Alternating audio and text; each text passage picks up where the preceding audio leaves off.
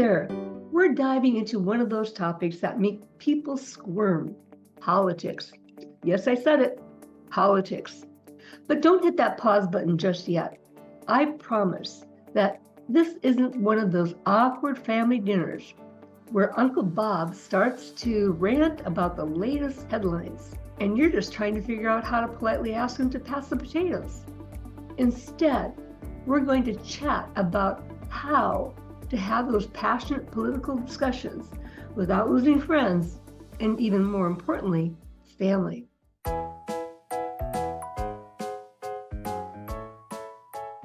Anytime elections are hovering in the near future, political talk is unavoidable. It's like pumpkin spice in the fall, everywhere and in everything. But here's the thing, it doesn't have to be a nightmare. You can talk politics, share your perspectives, let's not call them opinions, and still leave the conversation with relationships intact. How? Let's break it down.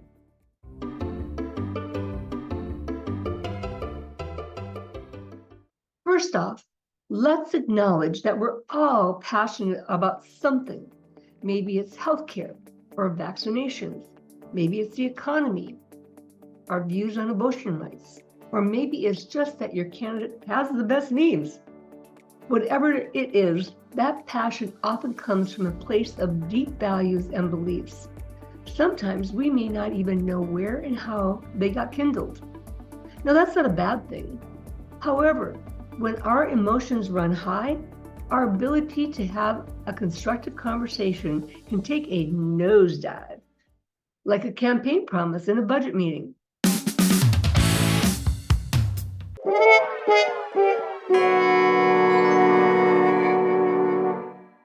So how do we keep it cool when the political temperature rises? Here's tip number 1. Listen more than you speak. Yes, I know it sounds like a cliche, but it is crucial. Think about the last time somebody actually listened to your viewpoint. Didn't it feel good? Like finding out your favorite place still delivers pizza until 2 a.m.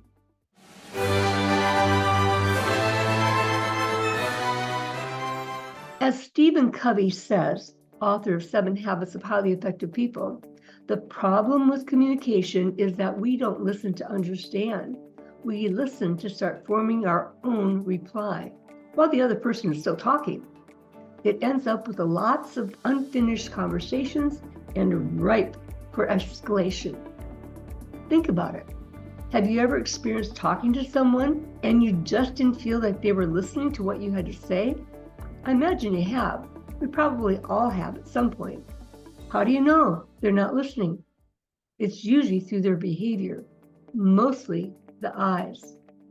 55% of how we communicate is through our behavior. 55%. When we truly listen, we give the other person our full attention, and we refrain from jumping in and interrupting. That's about the messages that what we have to say is more important than what the other person is already talking about. Instead, we wait for our turn to talk, but first pause, process momentarily to reflect on what was said. When we pause, we open up space for learning from the other person's perspective, even when we don't agree or understand. It sends a message to the other person that you're giving them your full attention by listening. And it's important to recognize that acknowledging someone's perspective doesn't mean you have to agree with each other. It just means that you're respecting someone else's right to their perspective or opinion, and that they feel passionately about whatever it is you're talking about. Plus, when you listen first, you're more likely to be heard when it's your turn to speak. As Stephen Covey says, seek first to understand before you seek to be understood. It opens the door for conversations instead of confrontations. Oftentimes, people explode when they don't feel heard.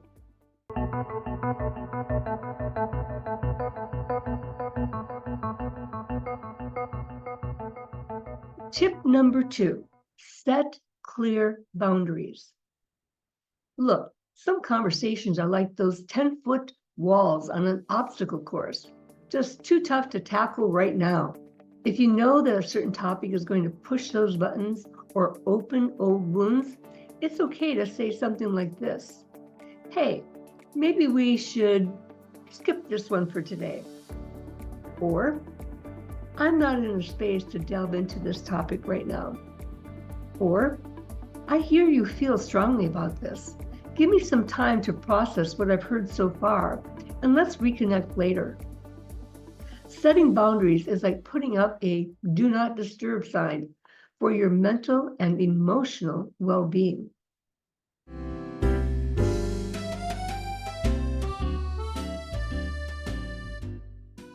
Remember, it's perfectly fine to step back and say, I value our relationship too much to argue about this right now. It's not defeat, it's actually smart. Again, it's about setting some boundaries as well as showing respect for the relationship, and that what they have to say is important, even when you don't agree with it. And it's definitely better than spending the next family reunion in awkward silence or not showing up at all.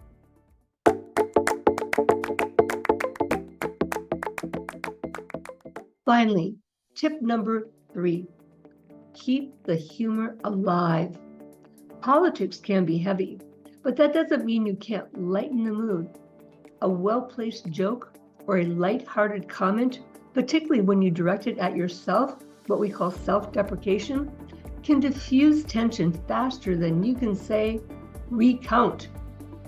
Avoid making fun of others or lapsing into stereotypical racial, cultural, gender, generational, religion, ethnicity, or disability slurs. Not good. Be careful though. As they say, timing is everything.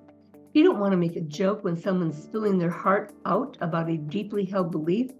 A little humor, well placed, can go a long way in reminding everyone that at the end of the day, we're all just humans trying to make sense of this wild world. After all, we are all part of this big family called the human race that exists worldwide.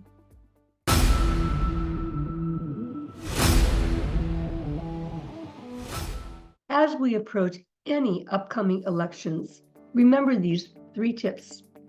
Listen, set boundaries, and keep it light. It's a marathon, not a sprint, so pace yourself. Take time to pause, reflect, and truly listen to what somebody else is saying, and learn more about their perspective. These kinds of conversations can easily occur or erupt within important relationships, those at home, in our community, and at our work. And here's a bonus tip. Simply don't believe everything you read online. Seriously, folks, if you're getting your news from your cousin's Facebook feed or some other unknown source, it might be time to diversify your resources. Broaden the scope of where you get your input and learn and gain from alternative perspectives.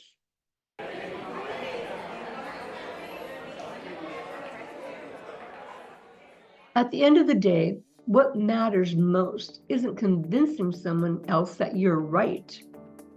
What matters is preserving the relationships that mean the most to you. Again, whether it's at home, in the community, or at work. Because after the votes are counted and the speeches are over, we still have to live with each other, sometimes even under the same roof.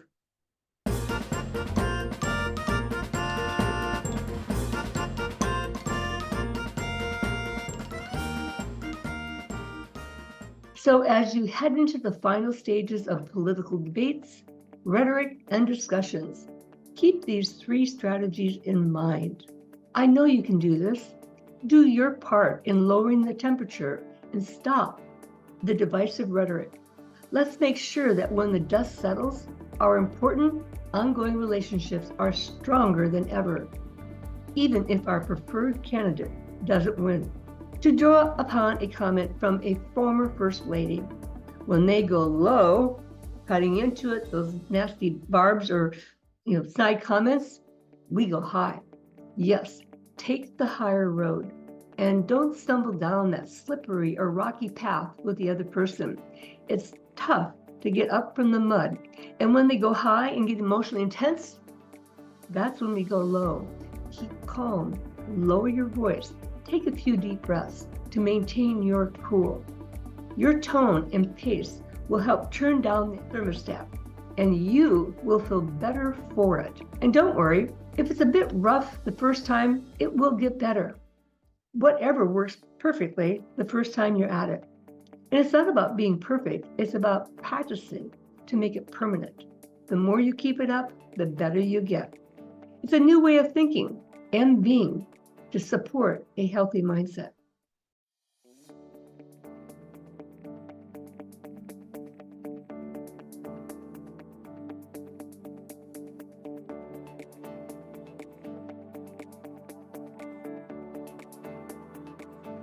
Thanks for watching. If you found these tips helpful, hit the like button below and subscribe for more on how to navigate life's trickiest conversations with grace and a little bit of humor. Until next time, keep talking, keep listening, and strive to keep the pace.